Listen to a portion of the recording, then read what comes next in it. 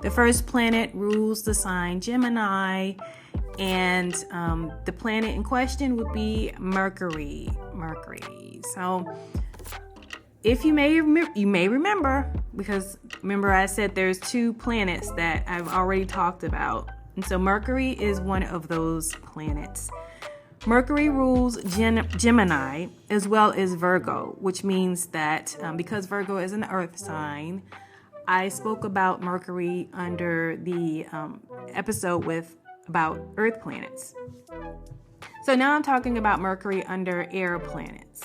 So what would be the difference between the way Mercury acts with Virgo versus the way that it acts with Gemini? Those 2 signs, for one, they always have to do with communication. And so, as I talked about before, Mercury is all about communication, all sorts of communication. Because of that, people who have their sun sign in Gemini or Virgo, or maybe Mercury in Gemini or Virgo, or they have their rising sign in Gemini or Virgo, you're probably going to find that these people are really, really good writers. They may even, maybe they don't just write, maybe they even do public speaking, or maybe in broadcasting or something like that. So I definitely have seen this many a times. So that's the biggest thing that I would pick up from Mercury, especially in the sign Gemini.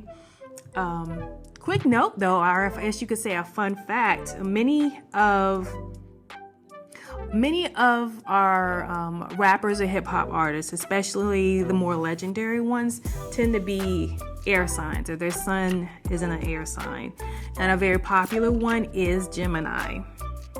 2 that come to mind that almost any big hip hop head knows about would be Notorious B.I.G. and Tupac. So those are the 2 Geminis specifically that definitely stand out, because Geminis tend to gravitate towards writing. They also gravitate towards things that have to do with your hands. On a personal note, one thing I can tell you, 2 of the best beauticians, hairstylists I've ever had were Geminis.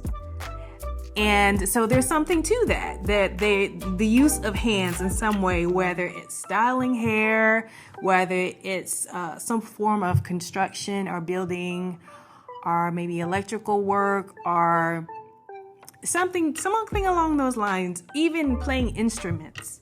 Remember, Prince was also a Gemini, and he was famous for being known for playing like every instrument on his album, especially when he first started out. So anything using the hands, and Mercury can have to do with that as well.